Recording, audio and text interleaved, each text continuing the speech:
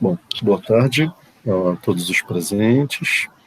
Hoje, 29 de outubro de 2020, nesta sala de reuniões virtual, às 15 horas e 13 minutos, damos início à sessão de defesa pública da dissertação de mestrado do estudante Clebe Miranda Costa, com o trabalho intitulado A Formação Crítico-Reflexiva de Professores de Inglês de Língua Estrangeira, uma perspectiva intercultural na Amazônia. Gostaria de agradecer inicialmente a participação dos professores avaliadores que estão ocupando a banca, a professora doutora Valquíria Magni Silva, do PPGL UFPA, e o professor Raimundo Nonato Falabella, do PPG Duc, UFPA. E agradecer também a professora Andréa Domingues, que se dispôs a ser professora suplente nesta banca. Okay? Então, para dar início à defesa, gostaria de solicitar ao estudante Clebe Miranda Costa que faça a sua exposição, terá 20 minutos para expor o seu trabalho, e logo em seguida iniciaremos a arguição dos professores da banca. Clebe, fique à vontade. Muito obrigado, professor Jorge. Bem, antes de iniciar a nossa apresentação, eu gostaria de fazer alguns agradecimentos. Gostaria de agradecer à professora doutora Valquíria Magni Silva, do PPGL da UFPA, e o professor doutor Raimundo Nonato, do PPG Duc, da UFPA, pela disponibilidade. Agradeço também ao meu orientador, professor doutor Jorge Domingues, do PPG Duc, da UFPA, pela grande parceria e pelos conhecimentos essenciais que foram repassados durante o nosso curso de mestrado, que foram de suma importância para que pudéssemos chegar até esse momento. Bem, agora nós daremos início à nossa apresentação. O nosso trabalho é intitulado como a formação crítico-reflexiva de professores de inglês, língua estrangeira, em uma perspectiva intercultural na Amazônia. Segundo David Crystal, o surgimento do inglês como língua mundial ganhou destaque significativo na década de 90. De acordo com o autor, um idioma obtém tal status mediante o desenvolvimento de papel importante, que deverá ser reconhecido por todos os países, perante a sua importância econômica, científica e também dentro do contexto educacional. Na formação de professores de letras em inglês, os objetivos fundamentais das disciplinas são construídos no intuito de proporcionar aos estudantes uma postura crítico-reflexiva sobre o ensino do idioma. Nesse sentido, a reflexão sobre o seu planejamento pedagógico deve considerar que não basta apenas dominar as competências linguísticas do inglês. É preciso compreender também que os aspectos culturais e, sobretudo, as relações interculturais envolvidas nesse processo são essenciais para uma aprendizagem significativa. Nessa perspectiva, devemos conceber que as culturas da língua inglesa não tangenciam uma concepção binária, oriunda de um processo hegemônico. Pelo contrário, devemos sempre ter em mente que o inglês abrange uma grande variedade de culturas ao redor do mundo. Assim, o docente em suas aulas, segundo Janaína Figueiredo, deve sempre mostrar aos estudantes que a cultura não é algo pronto, fechado e acabado. Pelo contrário, a língua-cultura é dinâmica e envolve relações de poder. Além disso, segundo Figueiredo, existem diferentes subjetividades envolvidas ali. Em outras palavras, cargas ideológicas que precisam ser desconstruídas. Nesse contexto, nós compreendemos a importância de repensar o campo da formação de professores de inglês, concebendo a problemática a saber, considerando o contexto dos 10 anos de formação do curso de língua inglesa em Cametá, como os egressos das primeiras turmas de inglês do campus se constituem enquanto mediadores de culturas. Neste ambiente descritivo de memórias e de cruzamentos culturais, desenvolvemos um estudo que contemplou o campo da formação crítico-reflexiva de professores, objetivando analisar se o professor formado no curso de língua inglesa possui saberes crítico e reflexivos que possibilitem sua constituição como mediador de culturas. Dessa forma, nós concebemos a interculturalidade, de acordo com os estudos de Walsh, como um diálogo entre os saberes, as culturas e, sobretudo, um posicionamento crítico diante das relações binárias entre os indivíduos. Consoante com o exposto, esses são os nossos objetivos específicos. Descrever as interações, mediações e diálogos entre línguas e culturas estrangeira e brasileira na formação de professores na Amazônia. Analisar se o currículo do curso de língua inglesa da UFPA do campus de Cametá apresenta uma abordagem intercultural que busca a superação dos estereótipos, além do reconhecimento das identidades culturais. Compreender os impactos do ensino das culturas anglófonas na formação crítico-reflexiva dos egressos do curso de língua inglesa. E, por fim, refletir sobre uma nova prática pedagógica capaz de repensar a formação de professores na Amazônia, que vise a diversidade cultural, o reconhecimento das identidades e a construção de sujeitos mediadores de culturas. Mediante essas ponderações, por meio de um diálogo intercultural, as relações e os conflitos de poder se tecem, deixando de estarem ocultas, mediante espaços de negociações. Tais negociações engrenam perante ações sociais e políticas, concretas e também inconscientes, criando maneiras responsáveis e solidárias de se alcançar uma educação para a diferença. Bem, a nossa dissertação ela foi dividida em 3 capítulos. No capítulo 1, nós trazemos a nossa revisão da literatura.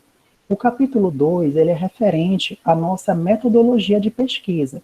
Já o capítulo 3, ele traz as nossas análises, né? Juntamente com a análise documental e com as entrevistas com os egressos que nós realizamos. Considerando a nossa revisão da literatura, nós trazemos inicialmente alguns estudos relacionados ao ensino de inglês língua estrangeira, onde nós pontuamos o trabalho de Amaral, que discorre sobre as relações entre tradução cultural e currículo do curso de língua inglesa na universidade. Na sequência, nós apresentamos o trabalho de Batista, que desenvolveu um estudo intercultural sobre livros didáticos de língua portuguesa para estudantes estrangeiros. Este trabalho é referente ao programa de pós-graduação em letras. E, por fim, nós trazemos o trabalho de Velázquez, sobre a diversidade cultural com foco no ensino da língua espanhola. Tanto o trabalho de Amaral quanto de Velázquez são trabalhos do programa de pós-graduação em Educação e Cultura, no qual eu faço parte. Mais à frente, nós apresentamos a nossa base teórica, iniciando com a concepção de cultura e também de identidade. Diante dessa perspectiva, devemos conceber que a relação entre professores e estudantes no ambiente educacional é entrelaçada em teias de significados, onde a cultura assume um caráter interpretativo. Para Geertz, estudar uma outra cultura percute no desenvolvimento de um processo interpretativo, que não busca a nossa transformação em nativos. Este processo implica no direcionamento do comportamento do sujeito, consoante com regras específicas, sendo que os indivíduos são seres movidos pela cultura. A cultura é, desta forma, responsável pela construção do ser, de seus valores e atitudes. Tais ponderações são essenciais para entendermos a construção da identidade do sujeito, que, segundo Stuart Hall, se dá por meio das vivências em diferentes meios sociais, através dos diálogos e das negociações. Tais negociações se tecem em diferentes meios sociais, onde a interação entre indivíduos de culturas diferentes em sala de aula deve ser construída em uma perspectiva intercultural, proporcionando o compartilhamento de mundo. Esse compartilhamento, segundo Figueiredo, deve possibilitar ao aluno o desenvolvimento da interculturalidade, ou seja, de colocar a sua voz nessa língua estrangeira, apoiando-se na valorização de suas potencialidades. Assim, o ensino intercultural permite que o sujeito transite entre línguas e culturas diferentes, ocasionando o processo de reflexão sobre seu aprendizado. É importante destacar que o processo de aprendizagem de uma língua estrangeira está imerso a estágios de aprendizagem. Segundo Arena, Bastos e Lima, estas etapas ou estágios são chamadas de interlíngua. Nesse sentido, o indivíduo entrará em contato com um novo idioma e passará por diversos níveis ou estágios até alcançar o domínio das habilidades linguísticas. Ainda nesse tópico, nós apresentamos algumas conceituações, como língua estrangeira, língua materna, segunda língua, interlíngua, ou seja, o que são estereótipos, o que é binarismo e as competências intercultural e linguística. Após estas conceituações, que são explicitadas em nosso trabalho, nós realizamos um diálogo sobre o ensino de línguas estrangeiras no Brasil, pontuando seu surgimento, importância e, sobretudo, criação, a partir da vinda de Dom João VI, que decretou a criação das escolas francesa e inglesa. Depois nós mostramos que muitas reformas foram surgindo e o ensino de língua inglesa foi ganhando cada vez mais espaço, não apenas na educação básica, como também no próprio ensino superior, trazendo uma perspectiva crítica e também reflexiva de formação. Nesse contexto, o campo da formação de professores, que, segundo Paulo Freire, contempla uma posição de inacabamento do ser humano, esclarece que a formação e a prática pedagógica estabelece uma relação contínua, ou seja, se constituindo através de seu olhar reflexivo sobre a prática. Este processo de reflexão sobre a prática na formação de professores de inglês necessita de novos olhares e ferramentas que possibilitem uma conciliação com o contexto sociocultural dos sujeitos. Segundo o Rodrigues, ser um professor reflexivo é, antes de qualquer coisa, ter um envolvimento com o seu trabalho, de forma crítica e também responsável, deixando de lado todo aquele comportamento puramente técnico, que enxerga o aluno como um mero participante na sala de aula. Assim, o processo de reflexão auxilia na aprendizagem de uma língua estrangeira, pois tem por objetivo a construção de um ensino crítico, pautado em concepções de mundo e de cultura, que definem o lugar de professores e alunos no ambiente educacional. Bem, desta forma, a nossa pesquisa está inserida no paradigma qualitativo, onde, do ponto de vista dos objetivos da pesquisa, ela se caracterizou como exploratória e descritiva. No tocante em relação aos procedimentos técnicos, nós realizamos um estudo de caso, desenvolvendo entrevistas estruturadas com egressos das primeiras turmas de língua inglesa de Cametá, em que manteremos em sigilo as suas identidades com a utilização de letras do alfabeto. Com isso, nós desenvolvemos um exercício reflexivo sobre o curso de Letras em Inglês da UFPA e ainda quanto aos procedimentos técnicos, nós realizamos uma maneira articulada com uma pesquisa documental sobre o projeto político-pedagógico do curso. O curso de Letras ele está consolidado na Universidade Federal do Pará desde 1954. O projeto pedagógico do curso de Letras da UFPA em Cametá, do ano de 2007, estrutura um currículo mais flexível, tendo por objetivo formar profissionais interculturalmente competentes, onde o profissional deverá ter o domínio do uso da língua, considerando a sua estrutura, funcionamento e manifestações culturais. As atividades do curso elas são organizadas de modo que a teoria e a prática possam estar articuladas. A carga horária do curso é de 3.124 horas, sendo que 442 horas são de atividades práticas. Com base nisso, nós temos a disciplina de compreensão e produção em língua inglesa 1, que propõe o domínio dos conhecimentos básicos do idioma. No entanto, a ementa desta disciplina, bem como da maioria das disciplinas específicas, elas não esclarecem com precisão, né, essa articulação do campo linguístico com o cultural, tampouco as relações interculturais envolvidas nesse processo. Tal compreensão só será melhor elucidada quando nós analisamos a ementa da disciplina de cultura anglófona, que discorre que, por meio de uma abordagem intercultural, os discentes conhecerão as diferentes culturas, modos de vida e representações simbólicas. Tais elementos curriculares, eles foram articulados com as nossas análises que nós realizamos, sendo que essas entrevistas, as análises, elas foram organizadas em 3 eixos de discussão. O primeiro eixo, ele traz as experiências com a aprendizagem de uma outra língua-cultura, pontuando a interação e a mediação cultural. O segundo eixo, ele reflete a competência linguística, juntamente com os aspectos culturais da língua inglesa. E, por fim, o terceiro eixo, ele traz essa reflexão sobre a universidade como espaço intercultural. Em relação às nossas análises, a nossa reflexão crítica, ela inicia com a egressa H, que aponta que as atividades do curso elas eram pensadas em um processo de interação. A respeito dessa interação, a discente exemplifica que o conhecimento era por vezes construído, como na atividade de culinária, em uma situação simulada, em que os estudantes deveriam degustar alimentos ao passo em que se comunicavam na língua-alvo. Na ocasião, era comum esquecer algumas palavras em inglês e proferi-las em português, apresentando seu processo de aprendizagem e, sobretudo, evolução na interlíngua. Nesse sentido, os apontamentos proferidos pelos professores dos egressos na época da graduação enfatizavam que os costumes, no momento das refeições, variavam conforme as tradições e crenças dos países, sendo fundamental haver um entendimento e, sobretudo, o respeito. Nesse contexto, a egressa A, ela menciona que durante as disciplinas de cultura anglófona, os docentes abordavam uma visão panorâmica sobre os países.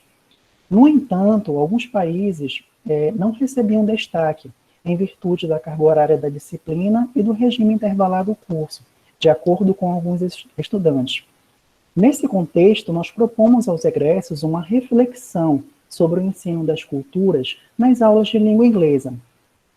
A egressa A, ela caracteriza essa abordagem como uma mediação, em virtude do contato com o mundo de experiências, como ela mesma coloca.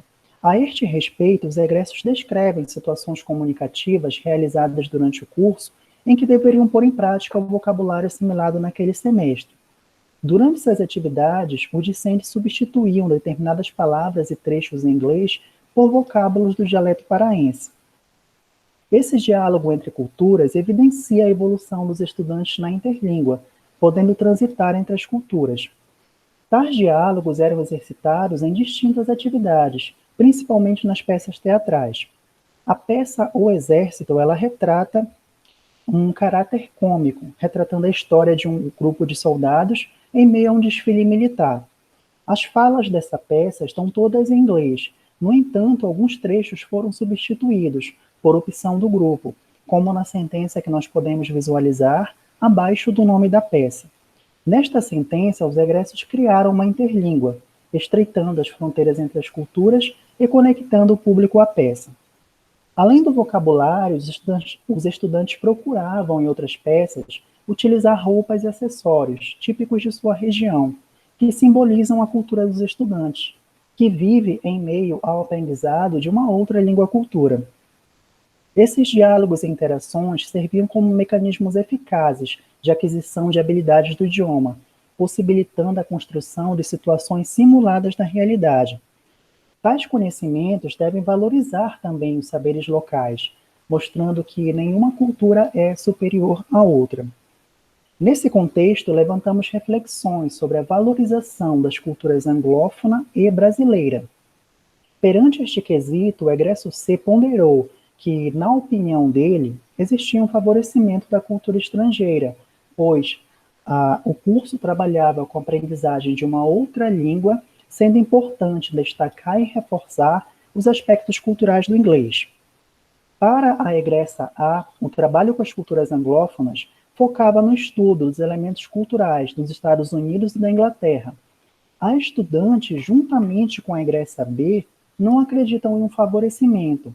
Elas citam que o maior grau de ênfase se dá pela forte influência midiática, além do domínio dos setores econômico e também turístico. Bem, com a realização da nossa pesquisa, nós observamos que as atividades executadas pelos docentes em relação às análises com os egressos eram pautadas em uma perspectiva interacional, ou seja, voltadas ao ensino comunicativo. A interação entre línguas e culturas ocorria em virtude das atividades que apresentavam os variados costumes estrangeiros. Percebeu-se que os docentes articulavam um importante elemento apontado no projeto político-pedagógico do curso, que reforça a necessidade de se trabalhar os aspectos culturais em sala de aula, sendo essencial a formação de profissionais interculturalmente competentes, como nós mencionamos anteriormente. As análises apontaram que as metodologias do ensino comunicativo foram dotadas de forma interativa, promovendo o reconhecimento das diferentes culturas e a valorização dos saberes locais. No tocante, nós observamos a constituição de profissionais mediadores de culturas. A formação dos egressos se baseou em culturas e perspectivas específicas, como nós apresentamos nas análises, em um caráter panorâmico, sendo que o currículo do curso, considerando as disciplinas específicas, não dialoga de uma forma clara, explícita, com o campo intercultural. Por fim, nós esperamos que este trabalho contribua com a reflexão e o debate acerca do ensino-aprendizagem de línguas e culturas estrangeiras, como o inglês, no contexto da formação de professores no nível superior e das escolas de educação básica do Brasil, a partir de uma perspectiva intercultural crítica e reflexiva. Bem, essas são algumas das nossas referências. Eu agradeço a atenção de todos. Muito obrigado. Muito bem, obrigado, Klebe, pela exposição do seu trabalho. E então, agora iniciaremos, dentro desta sessão pública de defesa de mestrado do PPG-DUC, a arguição do trabalho apresentado. Eu gostaria de convidar, inicialmente, a professora doutora Valquíria Magni Silva para fazer as suas, tecer suas considerações sobre o trabalho e fazer a sua arguição. Bem-vinda, professora. Muito obrigado mais uma vez. Boa tarde, Jorge. Boa tarde, Klebe, agora oficialmente. Boa tarde, professor Raimundo, meu colega aqui na banca. Boa tarde, público, né? Um público fiel que está aí dando força para o Klebe, né? Eu gostaria de começar minha fala, em primeiro lugar, agradecendo ao Klebe e ao seu orientador, né, o Jorge Domingues Lopes, pela confiança e pelo convite em participar dessa defesa. É muito bom também poder colaborar com o programa de pós-graduação em educação do campus Universitário do Tocantins, em Cametá, e assim dar uma pequena contribuição para a busca da excelência nesse programa. Em relação ao seu trabalho, Klebe, o seu grande mérito é pesquisar uma licenciatura oferecida pelo próprio campus. O tema abordado, eu sempre gosto muito desses trabalhos que olham para a própria instituição, para o próprio curso, né, porque é interessante esse interesse. O tema abordado, que é o ensino multi- e intercultural, está atualizado e é pertinente para a linguística aplicada. O estudo sobre o próprio contexto, como eu disse antes, da importância, leva inevitavelmente a melhorias. Eu tenho certeza que o seu trabalho será um dos trabalhos lidos quando for ocasião de reforma de currículo, essas coisas que a gente está sempre tendo que atualizar, inclusive até por imposição da própria legislação, né? A gente vai ter que mexer nos PPs para adequá-los à resolução de 2019. Então, eu acho que o seu trabalho é muito pertinente, tá? Nesse aspecto. Ao pesquisar a percepção da interculturalidade de egressos do curso de licenciatura em Letras em Língua Inglesa, você se debruçou sobre as seguintes problemáticas. De que forma essa interculturalidade transparece no projeto político-pedagógico do curso? E, em segundo lugar, essa é a minha leitura, né? Qual a percepção que os egressos têm da interculturalidade abordada durante o seu curso de graduação? Eu acho que essas foram as tuas duas grandes questões centrais e que você expôs os resultados ainda agora há pouco aqui para nós. As tuas premissas, que são válidas, que são atualizadas e que são pertinentes, são: não se separa língua de cultura, e não se deve pensar que a cultura de uma língua estrangeira é singular.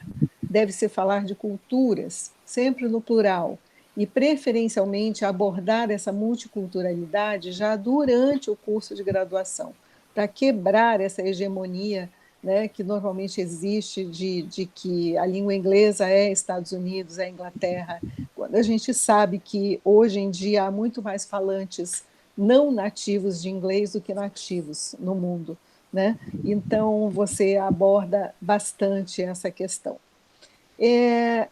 Como Então, você está de parabéns por ter feito esse trabalho, ter terminado esse trabalho. Já vou adiantando logo que foi muito positivo, né, o seu trabalho. Agora, como o ritual pede, né, cabe a mim ser um pouco bruxinha aqui nessa sessão e apontar algumas coisas que talvez você possa ainda melhorar antes da entrega do exemplar final, e outras que paciência, é uma experiência, o mestrado a gente faz meio que aprendendo a pesquisar, meio que aprendendo a escrever, né, academicamente, e sempre é uma experiência um pouco difícil e, às vezes, traumática, né?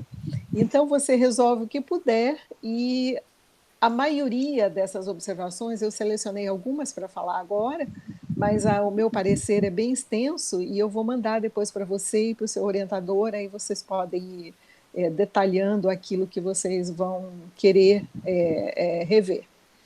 Bom, eu acho que uma revisão cuidadosa é necessária, tá? Tem vários problemas gerais, assim, de forma que você pode melhorar nessa sua revisão. Não vou me alongar aqui em quais são, porque eles já estão aqui no parecer e você vai poder ler, tá? Depois. Eu vou focar, então, nos problemas gerais de conteúdo, tá? Que eu notei algumas coisas que talvez na ânsia de querer colocar todos os conhecimentos que você obteve durante o curso e na sua própria formação no seu trabalho de dissertação, você pecou talvez por excesso, né? E que eles ficaram assim um pouco deslocados dentro do seu trabalho. Então, na academia, a gente preza pela objetividade em passar aquela mensagem que você, daquilo que você efetivamente quer dizer, que são aqueles 2 pontos que eu mencionei lá, né? Então, um primeiro aspecto assim que eu vejo eu li, mas não entendi por que estava lá, é aquela questão sobre os povos saxões, dar o nome à Inglaterra. O que isso tem a ver com a identidade multicultural dos alunos de Cametá, né, do curso que você está analisando? Outro aspecto em relação ao conteúdo é assim que na academia, na utilização de conceitos importantes, é preciso ir às fontes e não referir, isso é bom para o pessoal que está ouvindo aí, que ainda vai defender, e não referir por outra pessoa que usou esse conceito, tá? Então, isso aconteceu especificamente em 2 ocasiões na sua dissertação. Uma é quando você usa Schoen, né, como a pessoa que inventou, que criou a questão da reflexão, reflexão na ação, reflexão sobre a ação, e você cita Pereira, você não vai a Schoen, porque se você fosse a Schoen, você veria que a reflexão que ele usa lá não é a reflexão que você usou, tá? Do ponto de vista multicultural, intercultural, você tem muita bibliografia atualizada, boa, na sua dissertação, Walsh, Crumbs, né? E os brasileiros. Achei muito bom também você ter lido dissertações e teses que foram feitas na Universidade Federal do Pará, que cuidam do tema num aspecto endógeno nosso aqui, próprio da nossa cultura.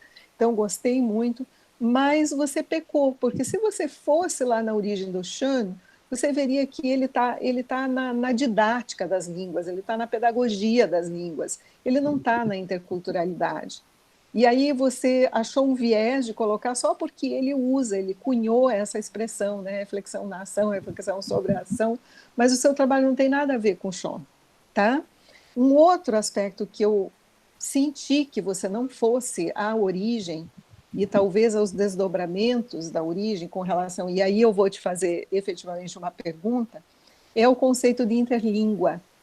Tá? O conceito de interlíngua foi cunhado por Selinker, tem um livro com esse nome, em 1972. Tá? Então, você está certo na definição, aí você não pecou, ele tem a ver com o seu trabalho, né? Que é a língua intermediária entre a língua de origem, a língua alvo e tal, Mas, veja, esse conceito de 1972, ele já está repaginado para os dias de hoje. Tá? Num mundo globalizado, hoje em dia a gente não fala mais muito em interlíngua, a gente fala em translingualismo. Eu não sei se você já ouviu falar, mas se você fosse lá em Selinger e seguisse digamos, o que se escreve a respeito de interlíngua, você acabaria chegando em translingualismo, né? E que é isso que os teus colegas lá, os teus informantes, os teus participantes fizeram. Eles começam a frase numa língua e passam para outra, e depois passam para outra, e todo mundo se entende. Tá? Então, isso está já retratado, é um fenômeno comum, né, num mundo multicultural e onde as pessoas, o que interessa é as pessoas chegarem ao ponto em que querem. Aí eu faço a minha primeira pergunta. Eu não sei se você quer responder tudo no final ou se você quer responder uma a uma. Te deixo à vontade para. Como é que você prefere? Sem responder, professora. Uma a uma ou no final? Eu posso no final. No final. Então, anote. Essa é a minha primeira pergunta. Como é que você articula o conceito de interlíngua, que é um conceito linguístico, né? E esse que você usou de 72, com o de interculturalidade? Isso não ficou bem claro para mim na tua escrita. Tá? Então, essa é a primeira pergunta. Como você articula o conceito de interlíngua com o de interculturalidade? E lá na página 59, eu estou usando a versão em Word, que também tem várias anotações que eu vou te mandar depois, tá? E no modo revisão. Não é tudo, mas tem algumas coisas lá que você pode aproveitar. Você fala em símbolos da interlíngua. Quais são os símbolos da interlíngua? Não entendi.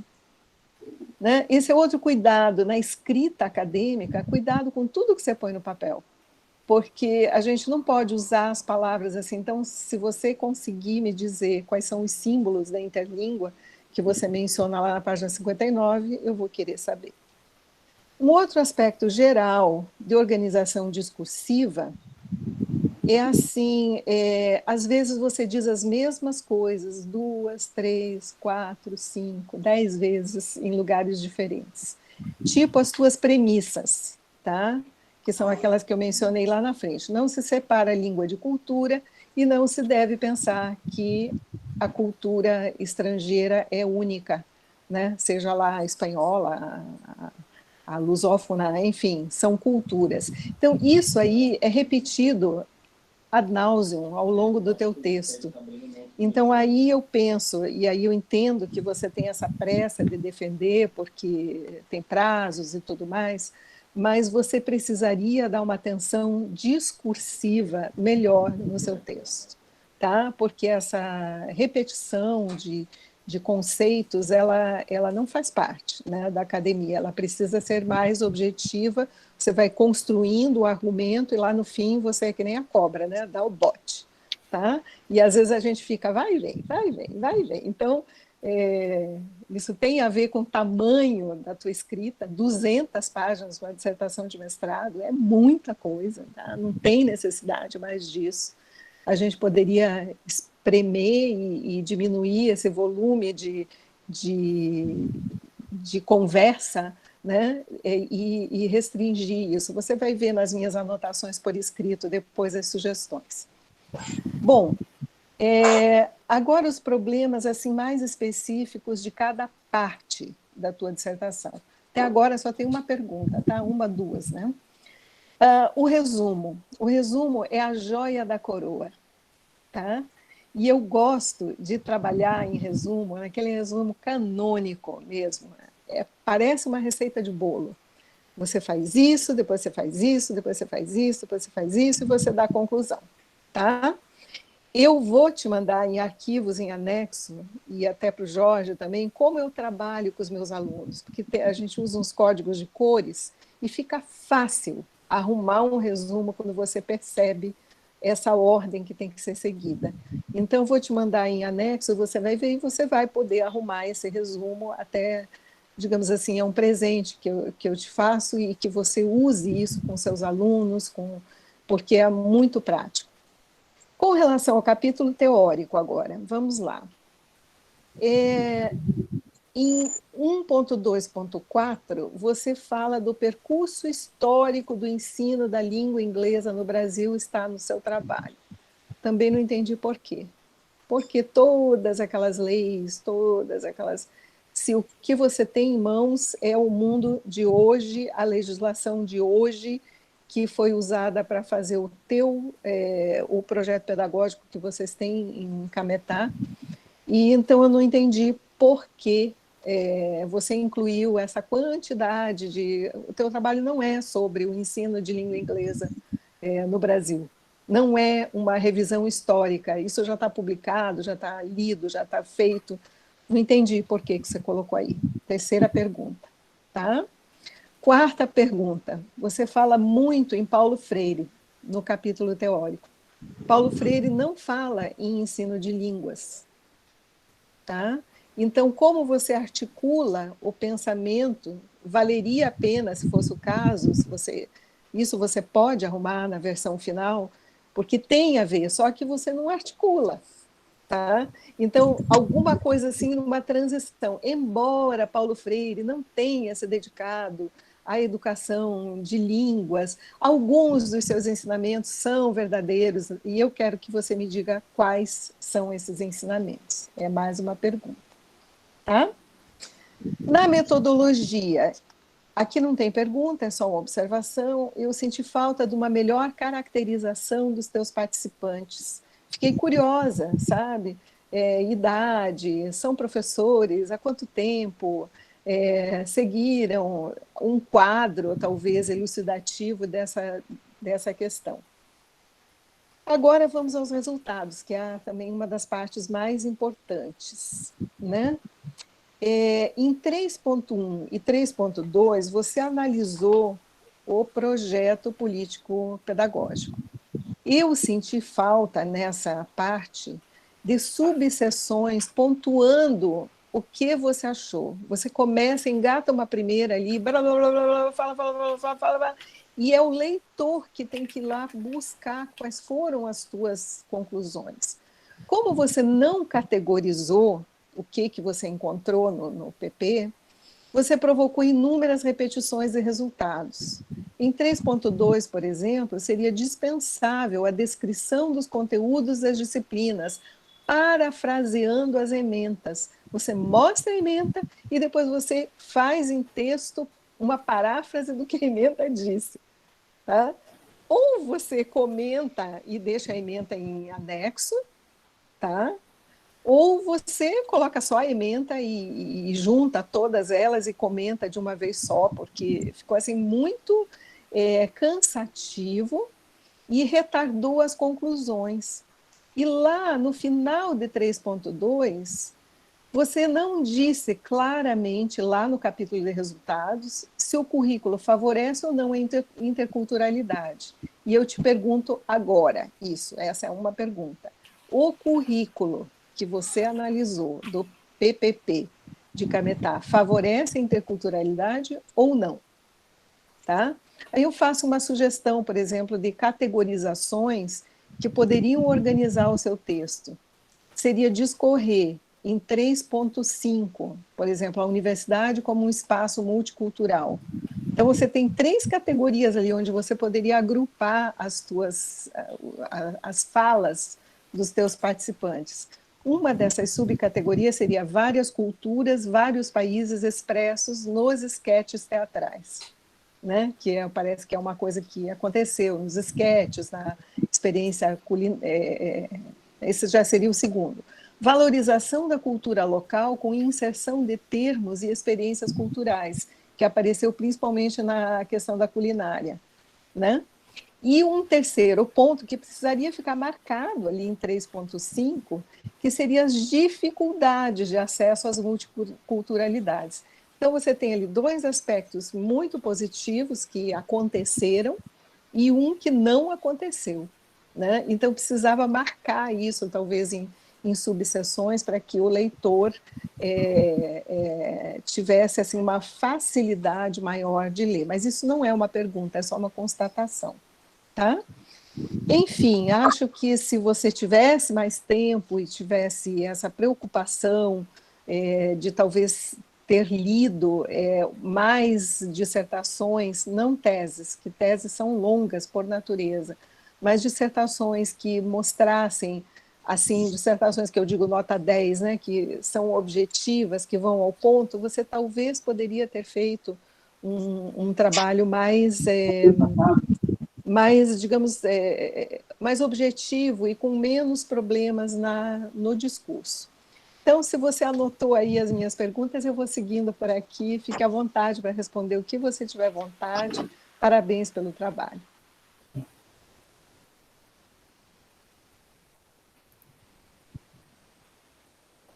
Kleber, então, agradeço a professora Valquíria Magni Silva pela arguição. E agora vamos ouvir as respostas de Kleber, né, as questões propostas pela professora. E depois passamos para a segunda parte da avaliação. Kleber. Muito obrigado, professor Jorge. Gostaria de agradecer imensamente a professora Valquíria. Eu me recordo que eu também sou um dos egressos, né? Apesar de eu estar fazendo esse trabalho de análise com essas duas turmas, que são as primeiras turmas de língua inglesa do campus de Cametá, eu também sou um dos egressos, eu sou da turma de 2008. Então, eu me recordo que os nossos professores, eles sempre comentavam sobre você, então você é uma grande referência para a nossa turma. Quando o professor Jorge mencionou que você estaria na nossa banca, eu fiquei muito feliz e ao mesmo tempo bastante nervoso, né? Porque eu pensei, quanta responsabilidade. Então eu gostaria de fazer alguns comentários sobre as suas arguições que foram excelentes. A revisão ortográfica, né? Certamente nós vamos fazer, juntamente com a revisão da ABNT. O excesso de informação realmente é algo que o meu orientador me cobrou bastante, porque eu me recordo que a última versão que eu entreguei para ele, professora, ela tinha 300 páginas. Aí o professor ficou pensando, nossa, Cláudio, vamos tentar diminuir. Aí nós chegamos a esse número agora que nós entregamos.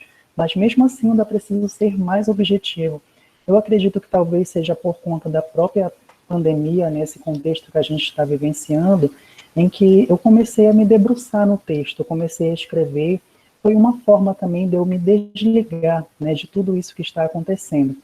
Então, precisa socializar, né, para ver como nós vamos organizar direitinho esse nosso trabalho. Em relação aos povos anglo-saxões, eu pensei, tudo aquilo que eu coloco na dissertação, eu preciso explicar, né? Os próprios avaliadores da banca do texto de qualificação, eles me alertaram isso. Nossa, mas cada coisa que você coloca no seu trabalho, você sente a necessidade de colocar um contexto histórico, de explicar um pouquinho mais, de uma forma mais clara, né? Sobre tudo aquilo que está ocorrendo. Então, é algo que eu sempre tento esclarecer ainda mais. Se eu coloquei, por exemplo, uma disciplina que fala sobre o contexto, né, de origem da língua inglesa, eu preciso esclarecer a fundo, ainda fazendo com que o meu leitor se perca um pouco, né, em relação à quantidade de informações. Então, esse é um ponto também que eu pretendo socializar com o meu orientador. Em relação à interlíngua, eu confesso que eu ainda não conhecia o termo translingualismo, né? Seria isso, professora? Isso, é translingualismo em inglês, né? E aí translingualismo ou translinguagem, ou seja, é o fato de você pular de uma língua para outra, é o que substituiu a ideia de interferência linguística, lembra? Quando você estuda sociolinguística, a gente fala, porque o cara está falando português, aí de repente ele pula para uma palavra em inglês, e aí mudança de código também, né? Era muito usado na sociolinguística. E hoje em dia, como as pessoas estão falando várias línguas ao mesmo tempo, né? A gente observa esse fenômeno, tá? No mundo globalizado, e as pessoas estão falando em translingualismo, ou translinguagem. Interessante, né? E ainda a situação de code switch também. Pois é, code switching é uma alternância de códigos, mas não se fala mais nisso muito hoje. Se fala mais em você, porque você prossegue como se fosse normal, né? E o interessante é comunicar-se. Isso eu queria ressaltar, essas ocasiões de defesa, a gente entende também como ocasiões de aprendizagem, né? Eu aprendo muito com vocês também, tá bom? Sim, mas eu quero Então, saber dos...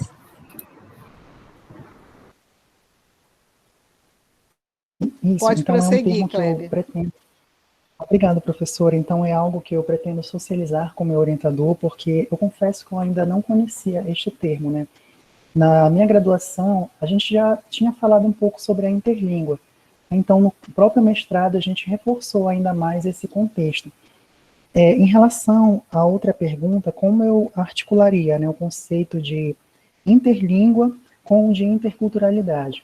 Foi um grande desafio para nós, porque o nosso trabalho ele tem como foco o campo da formação, né, de professores de língua inglesa. No entanto, a gente trabalha também com o campo da educação. Então, como dialogar, né, o contexto do campo linguístico com a área da educação, porque era algo necessário para o nosso programa, né, que dialoga com a educação e a cultura. Então, o que nós pensamos? A interculturalidade, ela já perpassa por essa grande variedade de culturas, grande variedade de tradições, costumes e crenças. Então, como conectar, né, esse contexto intercultural com a interlíngua? A primeira coisa que nós pensamos foi na própria comunicação dos estudantes. Essa comunicação, ela é completamente rica, com dialetos, com variações, com palavras que diferem, por exemplo, do outro estado. Se fizermos uma comparação do estado da Bahia com o nosso estado do Pará, vamos ver uma variação linguística, né? Então, a gente pensa que essa variação, ela existe também na própria comunicação dos estudantes, quando eles estão aprendendo uma língua estrangeira. Então, nós tratamos essa variação como uma forma de intercultura. Mas é claro que eu não vou dizer que é uma intercultura, porque se enquadra dentro desse contexto da interlíngua. Mas a gente queria que da interlíngua, que seria agora um novo termo, né, que nós vamos socializar após essa defesa. Mas é algo que nós queríamos conectar, essa grande riqueza, né, de dialetos, de variações, com a questão da interculturalidade. São coisas opostas, mas é algo que talvez a gente não tenha conseguido encontrar em outros trabalhos, em relação aos trabalhos que nós realizamos, algo que pudesse destacar, né, dentro do nosso contexto de investigação. Em relação aos símbolos da interlíngua, esses símbolos, eu queria referenciá-los um pouco mais com a questão da cultura. Não seria necessariamente em relação à língua em si, né? Porque a língua, ela é um conjunto de símbolos. Então, eu pensei que poderia utilizar, talvez, essa questão do símbolo conectado com a questão da linguagem em si, mas faltou eu explicitar um pouco mais como isso se caracteriza, né? Porque dizendo que é uma questão simbólica, você interligaria muito mais com a questão da cultura, né, que reflete variados símbolos, as formas de se vestir, as formas de andar, as formas de se comunicar também, mas não seria necessariamente um símbolo em si, né? Então faltou a gente explicitar melhor essa ligação do símbolo que está ligado com a cultura. Inclusive, nós temos autores como Geertz, né, que coloca que a cultura é uma teia de significados, então essa teia de significados perpassa também por essa questão simbólica. Então faltou a gente esclarecer muito bem como isso se daria dentro do nosso texto para que o leitor pudesse fazer essa interpretação. O percurso teórico, desse percurso histórico, né, que nós colocamos no nosso trabalho, nós socializamos muito bem, achamos muito interessante a questão de como a língua inglesa ela foi evoluindo conforme o passar dos anos, né? Desde Dom João VI, ela teve inicialmente lá um período em que ela foi adaptada para um determinado fim, Depois disso, ela foi ganhando um pouco mais de destaque. Então, o nosso curso de mestrado em Educação e Cultura, ele perpassa por diferentes metodologias e disciplinas, né? Tivemos também disciplinas no contexto histórico, contexto sociológico, filosófico. Então, dentro do contexto histórico, nós achamos também importante acrescentar esse aparato histórico do ensino da língua inglesa. Mas é um ponto bastante relevante que foi colocado na arguição que eu pretendo conversar com o meu orientador para que a gente possa repensar, né, esse tópico para verificar a sua pertinência em relação ao nosso estudo. Deixa eu verificar aqui. Em relação ao Paulo Freire, como eu poderia articular as ideias freirianas com a minha pesquisa, né, que trata sobre essa questão da interculturalidade? O contexto intercultural, ele necessita de uma metodologia um pouco mais inovadora. Quando a gente trata a metodologia inovadora no ensino das línguas estrangeiras, eu consigo pensar sobre o ensino comunicativo. Só que no campo da educação, a gente não trata muito bem essa nomenclatura, né, trazendo o ensino comunicativo em si. O Paulo Freire, ele trata sobre o ensino problematizador, né, que é quando aquele aluno ele questiona, ele é um aluno crítico, um aluno reflexivo. Então, Paulo Freire também ele traz aqueles círculos de cultura, que é também, inclusive eu me lembrei de muitas atividades que os professores fizeram na minha graduação envolvendo círculos de cultura. É claro que os nossos professores eles não utilizaram o termo círculos de cultura, né, porque ele é próprio do campo da educação. Mas eu consegui perceber uma ligação das ideias freirianas, inclusive sobre essa parte do ensino comunicativo, porque no Paulo Freire ele já trata muito sobre esse ensino problematizador, né? O que é um grande viés para se alcançar essa perspectiva crítica e também reflexiva de formação. Talvez falte a gente explicitar melhor, né, para o leitor como isso vem sendo desenvolvido. Tem agora um último ponto sobre o currículo, se ele favorece ou não a interculturalidade. Essa é uma pergunta bastante polêmica, eu vou explicar por quê.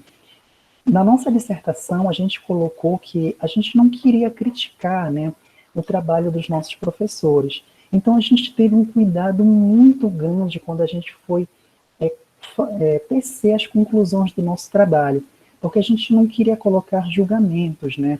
O ensino foi tradicional, o ensino foi um pouco mais comunicativo. Então, a gente não quis construir um modelo de ensino. A gente não quis dizer para o nosso leitor o que era certo e o que era errado.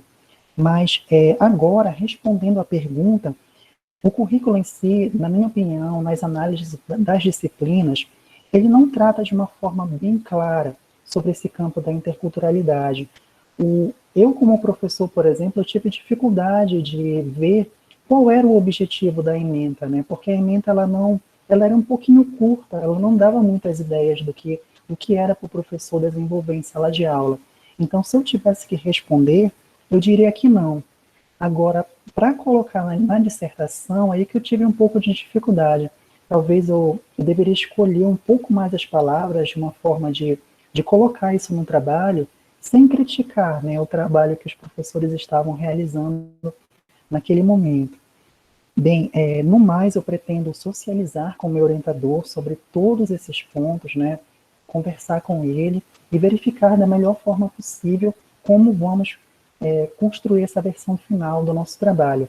Agradeço imensamente, professora Valquíria, é uma grande honra estar na sua presença e passo agora a palavra ao meu orientador, professor Jorge Domingues.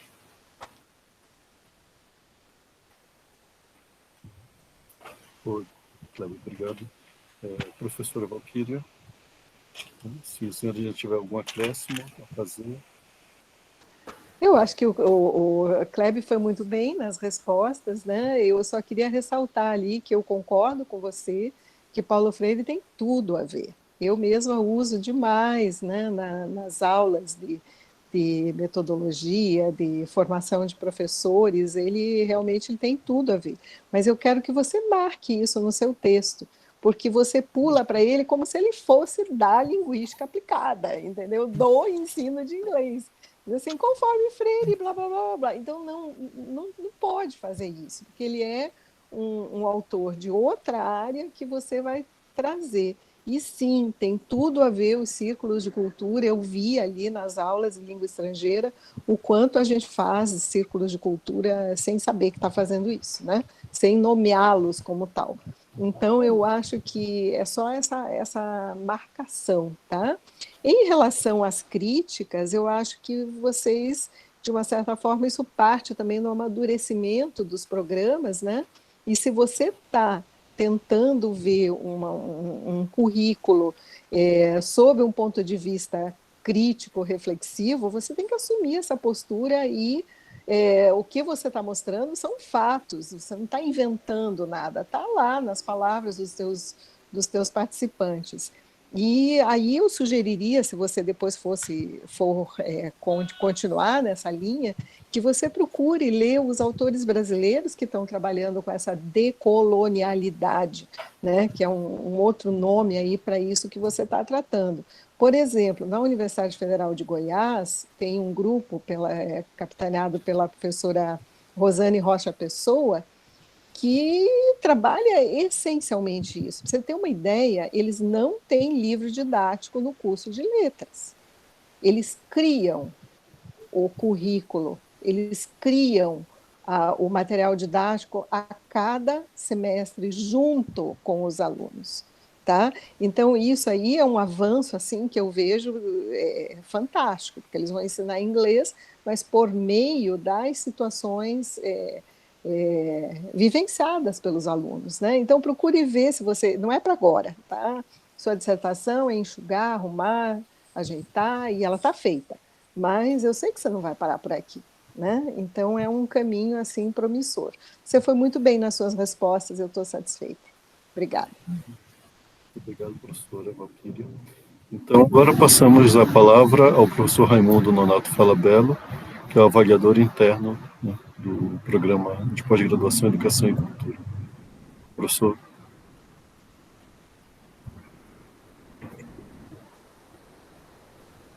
Ok, professor, obrigado aí pelo convite de participar da banca do CLEB, né, e também pela oportunidade de ouvir a professora Valquíria e sua cuidadosa análise do texto do Kleber. Eu li a dissertação com bastante atenção e fico honrado em ser convidado para ler a Utopia do Kleber, né? Porque eu sou bastante traumatizado com o professor de inglês, né? Tentei estudar inglês em Belém, não conseguia porque são jovens professores sem didática, né, e que se limitam a ensinar os textos padronizados. Eu me mudei para Macapá e lá no FISC conheci 2 professores que eu acho que eles não tinham formação, né, acadêmica de inglês, mas tinham vivido muito tempo nos Estados Unidos e davam aula no FISC. E lá eu consegui chegar até o 7 ou 8. Aí faltava só o Advance 1 e 2. Só que eu fui para o mestrado, quando eu mudei do mestrado, fiquei em Belém, me mudei para Belém, para o UFPA, e tentei retornar ao estudo de inglês. E ficava andando, porque chegava na sala os professores novinhos, né? E ao invés de eu prestar atenção na aula, eu prestava atenção na didática dos professores. E isso me aborrecia muito. Né? Eu tinha acabado o mestrado na área da didática, da análise, né, de práticas de ensino, etc. E acabei abandonando o inglês. Não avancei mais, me mudei para Cametá e em Cametá não pude mais estudar inglês mesmo. Tá? Mas eu acho que é muito difícil para alguém com uma formação já, pelo menos naquele tempo, assistir uma aula de um professor de inglês jovem, nos cursinhos de Belém, né? Pelas brincadeiras, pelas graças que eles usavam para pintar animais aulas, né? Pelo preconceito com quem falava, gaguejava em inglês, etc. Então, muitos fatores. E quando eu li o teu texto, eu disse, o Kleber está aqui com a utopia de fazer o ensino de língua inglesa numa visão intercultural, né? Isso é muito bonito, né? Tem que ser louvável pensar uma formação desse nível, porque até mesmo no ensino da língua portuguesa, os nossos professores continuam, né, na monocultura, ou muito mais no ensino técnico, né? Há 20 anos eu vivo pelas salas de aula em Cametá pesquisando a questão da linguagem. E é muito triste reconhecer que o ensino da língua nos anos iniciais, do 1º ao 9º ano, ainda continua, né, marcadamente técnico, né, estrutural. E por isso eu li teu texto com muito prazer. Eu acho que o texto ele é a cara do Vygotsky. Eu te acompanho aqui no Facebook e vejo como tu tem uma militância didática, pedagógica, cultural no Facebook, sempre postando coisas instrutivas, interculturais, informações, né, bem diversificadas. Então, eu acho que a tua dissertação ela traz essa característica tua, né, de pensar uma formação intercultural. Eu acho que, se pensarmos assim, essa é a dissertação do Vygotsky mesmo, é a cara do Vygotsky. Do Kleber, né? É a cara do Kleber. Desculpa. É a cara do Kleber. É porque é Kleber Vygotsky, né? Que eu assino no Facebook, parece. Acho que foi por causa disso. Então, eu acho assim que fiquei assim bastante honrado em trazer o Paulo Freire para o teu texto, né? Embora, como a professora Valquíria já ressaltou aí, precise fazer alguns amarradinhos ali para dizer por que o Paulo Freire está no teu texto, né? Porque colocar o Paulo Freire no ensino formal é muito difícil. É um desafio muito grande para o professor colocar as ideias do Paulo Freire. No entanto, eu acho que a compreensão filosófica e humanista do Paulo Freire ela é fundamental para qualquer professor. Pensar o humano, pensar a formação deste ser, compreender a língua como cultura, né? Então, você vê que para Paulo Freire, ele não joga fora o saber formal, né? Mas ele vai lá na cultura da comunidade, né? Descrever essa cultura para transformá-la em um elemento pedagógico, em um instrumental pedagógico para que esse indivíduo reflita sobre essa cultura e, refletindo sobre a sua cultura, ele tenha uma compreensão intercultural. Talvez isso não esteja claro nos textos dele, né? Mas nós percebemos isso, né? Quando o próprio trabalhador se apropria dos usos da linguagem formal, da língua padrão, né? Ele está sendo um avanço. Paulo Freire, não, você fica aí no seu dialeto. Paulo Freire, não temos isso, né? Ele quer que o indivíduo se aproprie da cultura, da humanidade para se constituir. Então, eu acho isso muito presente, muito bonito no teu texto, principalmente porque eu sinto isso. A minha pesquisa no mestrado eu fiz de quinta a oitava. pesquisando linguagem na quinta e oitava, prática de ensino. E trabalho agora há muito tempo, do primeiro ao quinto ano, né, sobre a questão da leitura na sala de aula. E é triste para a gente pensar isso, né, essa ausência dessa formação de pensar a linguagem como uma cultura, como parte da cultura indissociável das práticas culturais dos indivíduos. As crianças são ensinadas a aprender o lata, lota, o lixo, o lu e acabou-se. Então, eu gostei muito do teu texto, tá? Eu aprendi a usar aqui o revisor do Word, que a gente pode fazer aqui de comentários. Então, eu tenho alguns comentários para ti, e eu vou te mandar o arquivo para que tu possa refletir com teu orientador sobre a pertinência, né? Porque na qualificação a gente ainda pode dizer, muda aqui, muda ali, sugerir, mas na defesa nós temos que apenas indicar possibilidades. Eu também identifiquei umas questões formais, né? A forma do teu trabalho, ela precisaria ser realmente mais enxugada, e também com relação ao conteúdo, tá? Que eu achei que algumas discussões elas não perderam determinada continuidade, elas não se interligam determinados conceitos. Eu queria chamar a atenção do próprio título, né? Eu acho que o próprio título da tua dissertação, ela, como a professora Valquíria já colocou aí, tudo que a gente coloca na dissertação, a gente tem que fazer uso.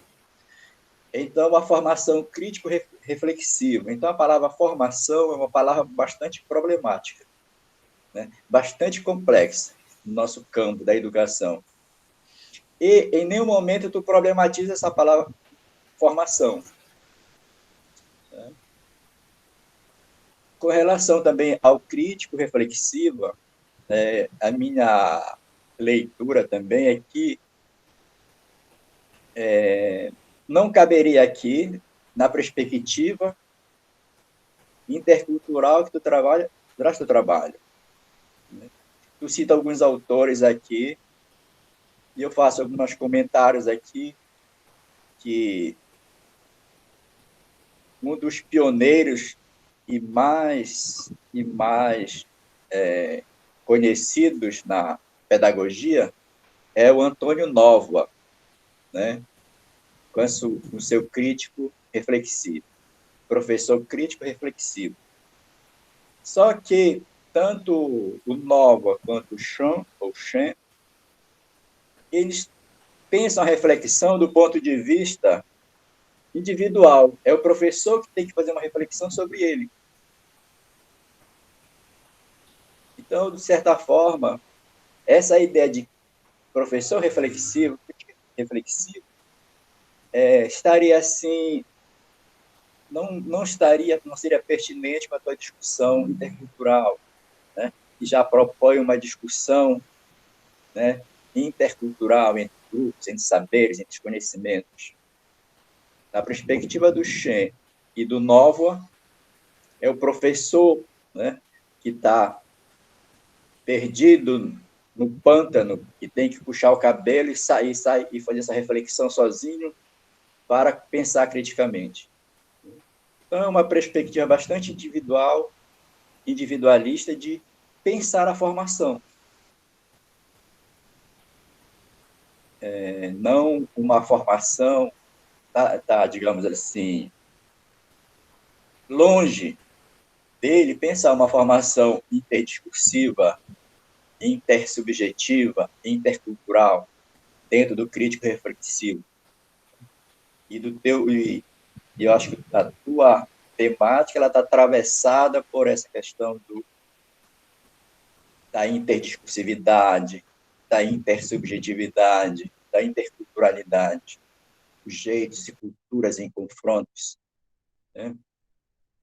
os próprios autores que tu traz pensam isso. Então, eu acho que a palavra formação no teu título, tu não responde no início, e também uma outra palavra bastante problemática no teu título é a Amazônia. Tá? Embora o leitor saiba que tu vai fazer toda uma pesquisa sobre curso de inglês, tanto na esfera pública quanto na esfera particular, nas dissertações que tu leste, em nenhum momento aparece a Amazônia aqui. Mas lá embaixo, ou mais lá na frente, tu vai falar o curso de Cametá. Então, eu acho que é assim, o título é Amazônia, mas lá quando tu vai tratar do nosso curso, tu vai falar o curso de Cametá. Né? Então, acho que tu devia pensar no teu título.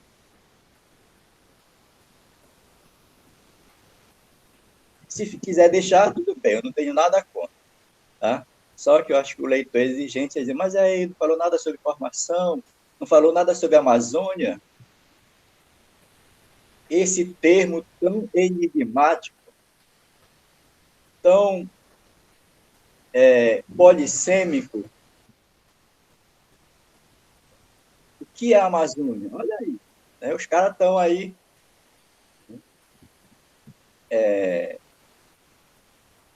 principalmente o pessoal de letras, né? Eles estão aí digamos assim, num trabalho intenso tentando pensar, né? Essa polissemia que a Amazônia é, esse enigma que precisa de decifração ainda, né? Os vários olhares sobre a Amazônia, os vários discursos sobre a Amazônia, né? Do caboclo, do nativo, né? do estrangeiro, dos antigos estrangeiros, os primeiros que vieram para cá, que se encantaram com a Amazônia, mas mesmo assim ainda a consideravam como bárbara. Então, acho que tu ficou devendo um pouco isso para o teu leitor, porque tu está no campo intercultural, falando das culturas, e a Amazônia? Né? Esse nosso enigma, que precisa de deciframento, tu não deu nenhuma palavrinha. Então, acho que por isso que tem que pensar no teu texto, no teu título aí.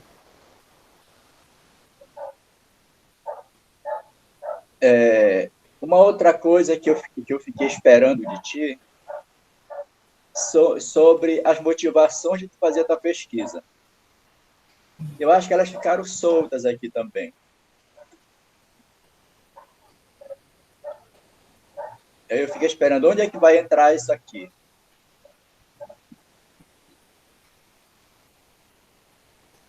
Deixa eu achar aqui. Alguns fatos que coloca, né? A crença referente à cultura inglesa, o choque cultural.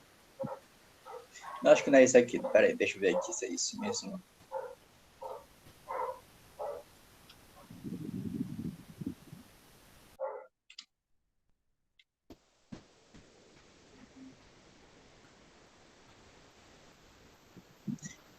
Neste aspecto que coloca a questão da religiosidade, que a questão da influência dos teus pais, por que estão aqui? Né? Eles estão aqui, mas tu não utiliza. Tá? E no meu aprendizado do doutorado e do mestrado, a gente começa assim, a origem e definição do problema, que me leva a pesquisar. A gente lê o teu trabalho e lá na frente, depois que já define muitas coisas, que a gente vai ver algumas motivações que te fazem pesquisar, e essas motivações que estão ali, elas não são não são trabalhadas, né? Elas não são trabalhadas no teu texto.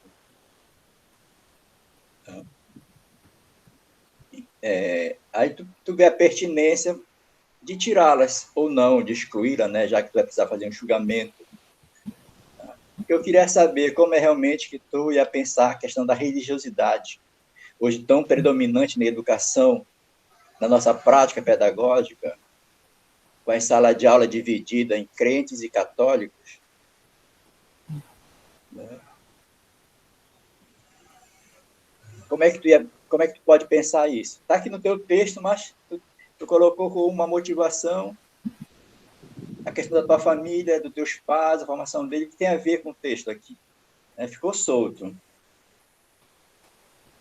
Com relação à revisão da literatura, eu fiz algumas observações, principalmente a questão do professor reflexivo.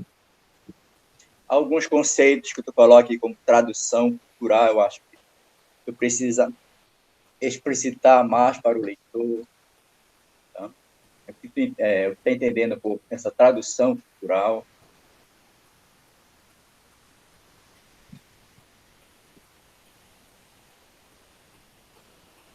E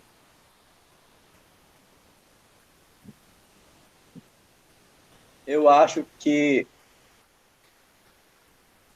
tu precisarias, inicialmente, por exemplo, cultura e identidade. Tu começa com uma citação direta do Hirtz. É assim que se pronuncia? Isso.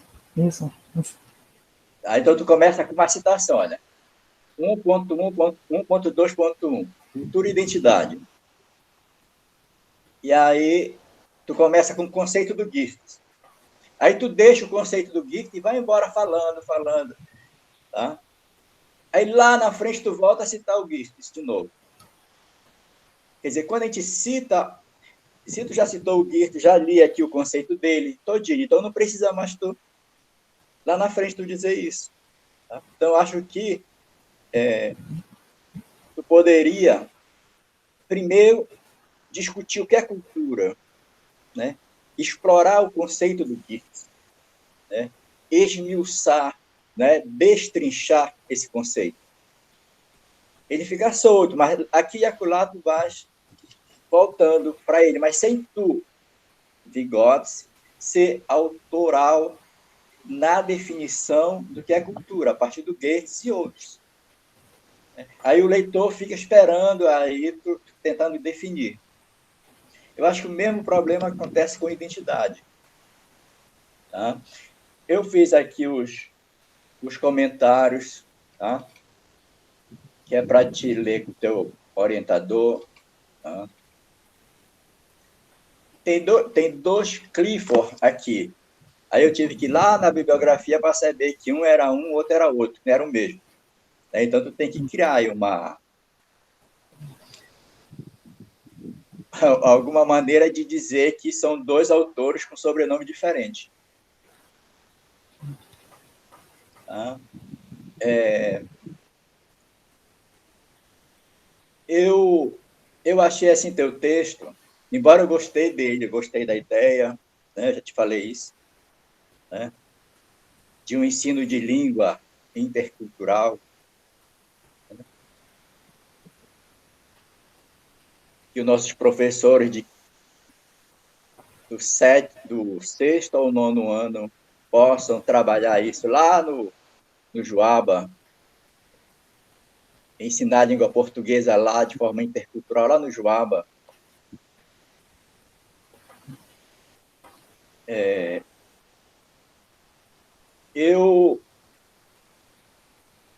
Eu achei que tu foste bastante, já explicou aí para a professora, mas eu achei que foi bastante,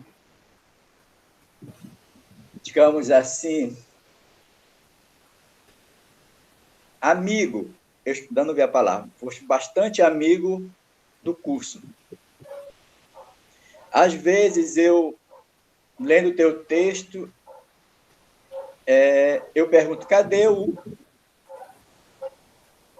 pesquisador, aqui tem um aluno, parece que está defendendo isso, né? E a história do teu curso, ela tem uma história muito difícil.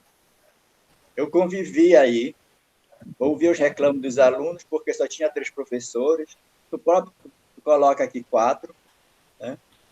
Então, os alunos reclamavam que grande parte da disciplina era administrada por professores só de língua portuguesa, né? Então, tinha aluno que brincava e dizia, eu acho que eu estou fazendo curso de língua portuguesa, e não de língua inglesa. Então, quando eu leio, tu colocas aqui alguma parte, que o curso começou com 4 professores, aí eu vou esperar a crítica do autor para dizer como é que isso também criou questões problemáticas para o curso, né? Nas entrevistas,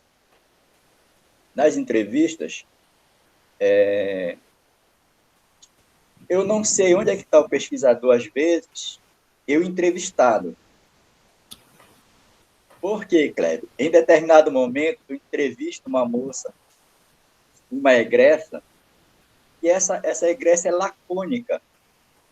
Tu transcreve uma frase dela que não dá para a gente entender o que ela quis dizer, né? No entanto, aí entra o aluno. Eu fiz aqui mais marcações, agora é o aluno falando, porque aquela informação o pesquisador não sabe, né? Só sabe tu porque tu estudou. Aí tu começa a descrever. Então, eu acho que deveria, como tu sinaliza lá na frente que o teu trabalho é qualitativo, acho que tu tem que marcar também tua posição enquanto um pesquisador participante. Porque muitas situações, lá na descrição, quando tu está trabalhando com as entrevistas, muitas situações mesmo, eu só sei que a fala do entrevistado não dá para a gente saber o que quis dizer. Aí é tu que entra com as informações. E também tu é muito amigo do teu entrevistado. Tu é muito amigo dele, né? Tu não faz uma crítica, né? Aquela egressa que fala de forma lacônica, né? As perguntas que tu fizesse, não se esperava ali, né, que ela apresentasse alguns conceitos, né, o maior desenvolvimento, né, conceitual, mas não, uma frase. Eu acho que essas coisas que tu tem que atentar um pouco para que teu texto não fique assim muito amigo da faculdade, né? Eu acho que tem que ter aqui um pouco de leitura crítica sobre o curso, que é isso que vai contribuir melhor para a formação dos discentes. Tá? Feitas essas ponderações, a minha pergunta primeira é, que tu me respondesse aí brevemente, se tu consegue responder, se a tua dissertação consegue responder a tua questão principal, tá? Que é a formação intercultural. E uma outra pergunta é se, na tua percepção, enquanto pesquisador,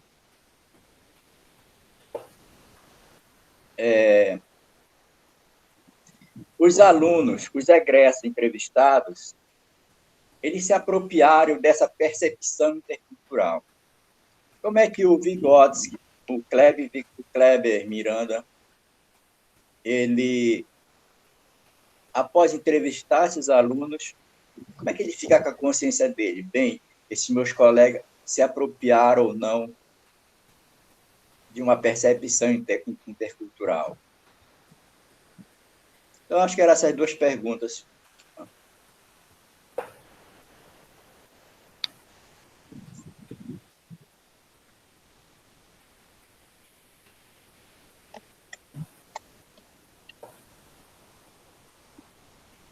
Ok, Vygotsky. Seu Jorge. Ok, professor, posso? Eu só tenho essas duas perguntas para ti. Compreendeu as perguntas? Compreendi. Então, professor sim. Jorge, eu posso fazer o comentário? Sim, sim. Ah, À vontade, claro. Então, professor Raimundo Nonato, eu gostaria de agradecer imensamente a sua participação, as suas contribuições. Sempre tive uma grande admiração pelo senhor, eu lhe conheci, eu me recordo, desde a primeira seleção do PPG Eduque, que eu já tenho ciência, né, sobre seus trabalhos, sobre as suas posições críticas também, reflexivas, e eu estou muito feliz com a sua participação, com as suas contribuições.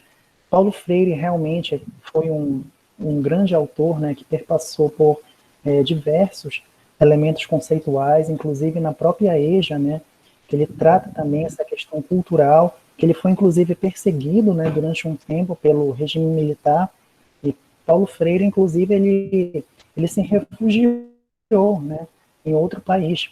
E lá naquele país que ele foi desenvolver essa sua percepção sobre a questão da invasão cultural, né, como ele mesmo coloca em algumas de suas obras.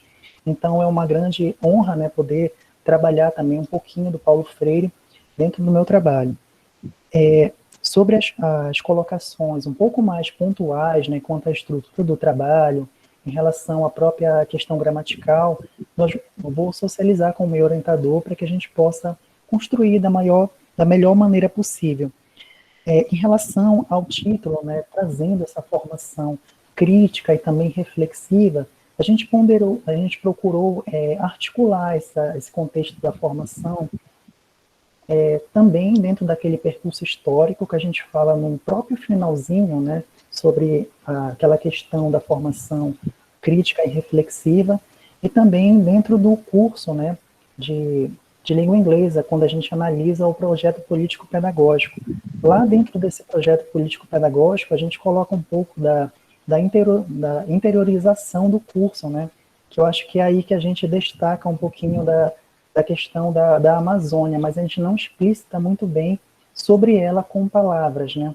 A Amazônia em si com palavras, mas a gente trata essa questão da interiorização desse contexto. Em relação também aos pontos mais pessoais, né, sobre as minhas motivações, eu acho que também está muito ligado à questão metodológica, né? A gente escolheu trabalhar do ponto de vista dos objetivos, com uma pesquisa exploratória e também descritiva, e do ponto de vista dos procedimentos técnicos com o estudo de caso.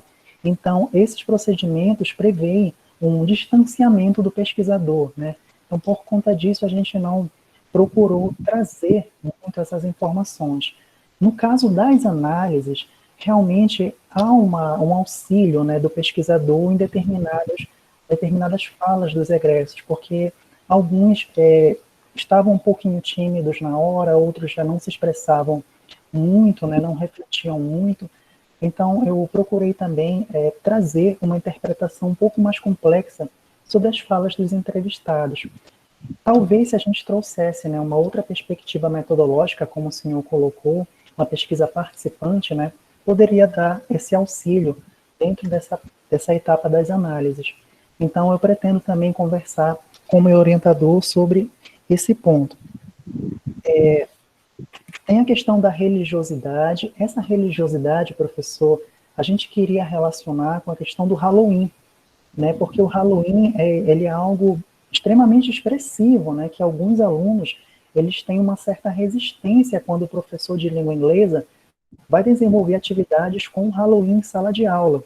Então, há alunos que participam e alunos que não participam também, né? Então, a gente queria trabalhar um pouco mais essa parte, mas em meados do desenvolvimento da nossa pesquisa, a gente procurou não se envolver muito com essas questões, até porque os egressos, eles não explicitam muito bem, né, sobre essa parte religiosa. Então, a gente focou mais nos outros pontos, mas era algo que a gente pensava também desenvolver. Talvez a gente possa, né, desenvolver trabalhos futuros, alguns artigos sobre isso, tratando dessa questão da religiosidade. Em relação ao título do trabalho, realmente nós vamos socializar, né, eu como meu orientador, para ver como nós vamos articular, né, esse título juntamente com o trabalho que nós realizamos. Foram duas perguntas, né, que o professor realizou sobre a formação, essa formação intercultural. O que eu poderia responder? Que, na minha opinião, a formação dos egressos, ela se baseou em culturas específicas, porque naquele momento os estudantes não tinham muito tempo, né? Os professores, na verdade, não tinham um tempo suficiente para trabalhar de uma maneira intercultural. E não é fácil, né, você desenvolver um estudo, uma formação intercultural, é algo extremamente complexo. Então, eu diria que ela se baseou em culturas específicas. A gente não se posicionou de forma crítica, né, sobre isso, com um certo receio, né, de não criticar o trabalho dos docentes, mas certamente em diálogo com o meu orientador, nós vamos encontrar, né, uma maneira de colocar isso cientificamente, né, respeitando os professores e os cursos, mas dando a informação realmente sobre o nosso trabalho, né, aquilo que a gente gostaria de colocar. E já que essa formação ela se baseou em culturas e perspectivas específicas, como alguns egressos, por exemplo, eles citam que, na opinião deles, a disciplina de cultura anglófona ela focava nas culturas dos Estados Unidos e na Inglaterra, né? Então, a aluna ela foi bem clara, né? Foi duas culturas específicas. Então, eu não diria que seria um ensino intercultural, né? E, com base nisso, os egressos eles se apropriam dessa visão de interculturalidade. Ao entrevistá-los, alguns dos estudantes eles tiveram o primeiro contato com o ensino intercultural somente depois da graduação. Alguns disseram, por exemplo, que eles não conheciam o que era interculturalidade.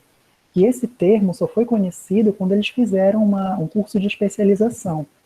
Outros estudantes não, né? Eles tinham ciência, por exemplo, que durante a sua formação, o inglês ele era permeado por uma grande quantidade de culturas.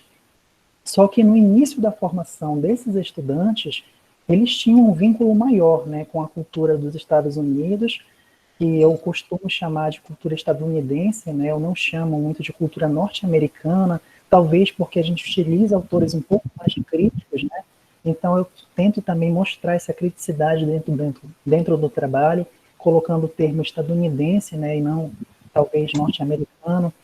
E então, ao final do curso, esses estudantes eles focaram, alguns deles dentro de uma perspectiva de múltipla, né, perspectiva múltipla de cultura, e apesar desse ensino ele não se desenvolver dentro de uma perspectiva intercultural, esses egressos que a gente percebeu durante as análises, eles se constituem, né, como mediadores de culturas, porque dentro da sua própria prática de sala de aula, eles costumam mostrar essa multiplicidade de culturas, né, mostrando o inglês na variação, por exemplo, da África do Sul, na variação indiana, mostrando também que existem línguas minoritárias, né, minoritárias entre aspas, né, porque será que existe uma língua que é minoritária?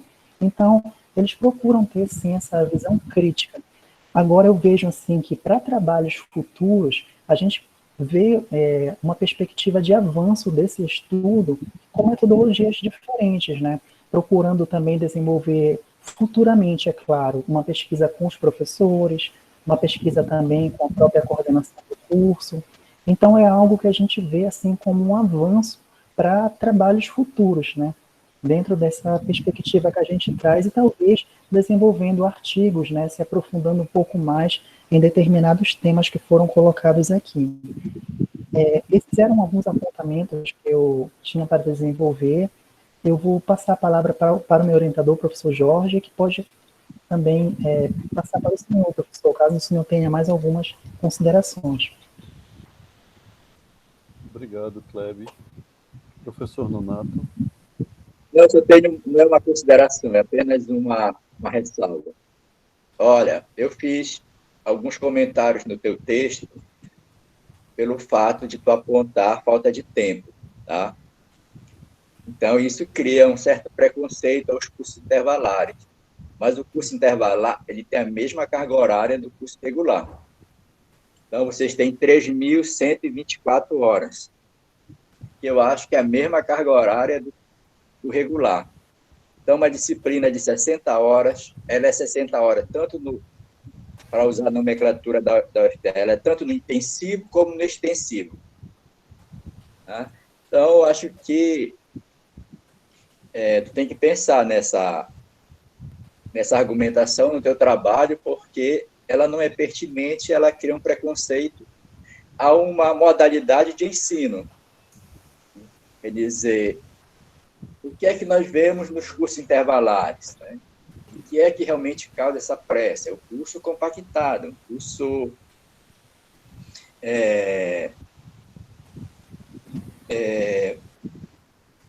em que os alunos têm que fazer uma disciplina em 60 horas no nosso curso, a maioria das nossas disciplinas são 60, e o aluno no intervalar faz 7 dias e meio. Do intensivo. Do extensivo ele faz em 15 dias. Mas em termos de carga horária é o mesmo. Então o status legal do curso é o mesmo. Tá? Então era só para... Como você está trabalhando em interculturalidade, então não pode fazer esse comentário de que o curso, né, não tem tempo. O tempo é o mesmo, 60 horas para todos. Ok, professor Jorge. E, professor, essa é uma questão que serve para avaliar o discurso dos próprios entrevistados, porque talvez muitos usem esse argumento. Exatamente, tem uma menina que fala, uma egressa que fala isso. E aí que vem o pesquisador para mostrar que não, né? Que o tempo é o mesmo. Tá bom? Obrigado, então, professor. Bem, já que concluímos a arguição, né, eu gostaria de convidar os dois professores da banca para nos reunirmos na outra sala, vocês têm o link, e para deliberarmos sobre o conceito. Nós saímos dessa sala, entra em outra, é isso? Isso, vamos entrar na outra. No e-mail que eu mandei tem um outro link. Aí daqui a Tá pouco bom. nós retornamos para Tá esta bom. sala. Tá? Ok.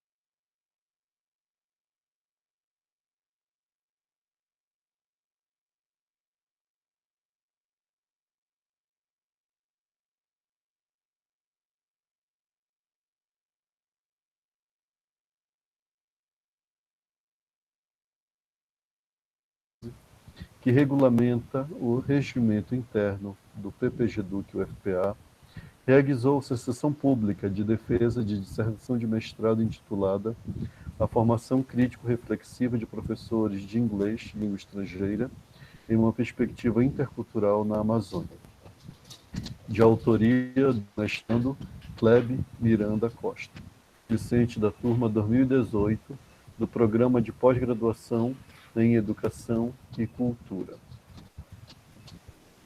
A banca examinadora esteve assim constituída: presidente, professor Dr. Jorge Domingues Lopes, orientador, instituição PPGEDUC-UFPA. Examinador externo ao programa, professora doutora Valquíria Lídia Graal Passos Magno Silva, instituição UFPA. Examinador interno, professor doutor Raimundo Nonato de Oliveira Falabella, instituição PPGEDUC-UFPA. Concluídos os trabalhos de apresentação e arguição, a banca examinadora aferiu o seguinte parecer ao candidato: aprovado com recomendações. Parabéns, Clebe. Obrigado, professor. Essa foi a parte fácil. Tá? Bem, então, em nome do Programa de Pós-Graduação em Educação e Cultura, eu gostaria de felicitar, tá, o nosso novo mestre, né, está quase concluindo o seu processo, vai se tornar mestre em Educação e Cultura, do Programa de Educação e Cultura do campus de Cametá, da UFPA, né, e agradecer também, em nome da coordenação do programa, a participação da professora doutora Valquíria Magno Silva, né, como avaliadora externa do programa, e do professor Raimundo Nonato Falabella, né, como avaliador interno. Clebe, você gostaria de dizer alguma coisa? Assim, professor, gostaria de agradecer imensamente aos avaliadores, professora Valquíria Magno Silva, professor Raimundo Nonato. Gostaria de agradecer ao meu orientador muitíssimo pela parceria que nós construímos durante essa trajetória do mestrado. E agora é trabalhar, né, cada vez mais para que a gente possa reajustar o nosso trabalho. Muito obrigado. Professora Valquíria. Só queria dar os parabéns ao Clebe, né, pelo percurso que já fez, né, e para os planos futuros aí, né, de continuar na academia, se esforçando cada vez mais.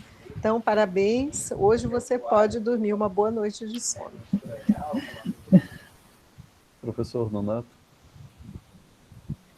Kleber, meus parabéns pela vitória de hoje.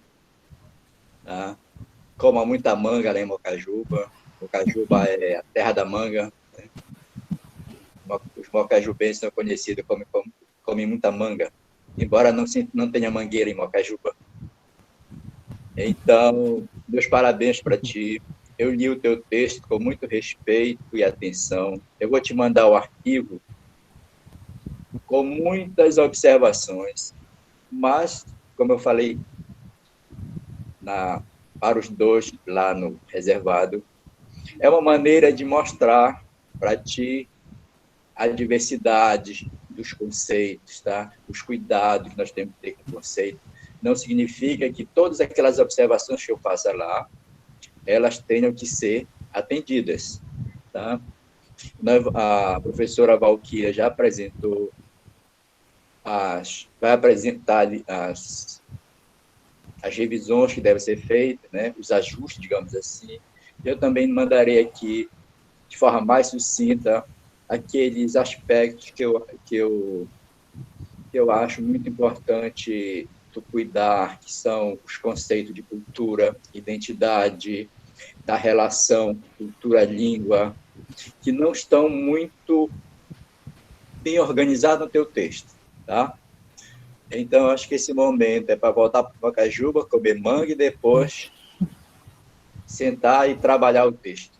Muito obrigado. Agradecer ao professor Jorge pelo convite e dizer que gostei muito de participar dessa banca com a professora, né? Gostei muito da sua maneira de analisar uma dissertação, tá? Que aprendi muito também, né, com ela, e é sempre bom eu, da área da educação, estar compartilhando conhecimentos com os meus colegas da área da linguagem, né, porque eu trabalho lá na pedagogia com leitura, né, leitura escrita nos anos iniciais, e isso para mim é sempre enriquecedor. Tá? Então foi um momento rico para mim, tá, participar desse momento. Muito obrigado.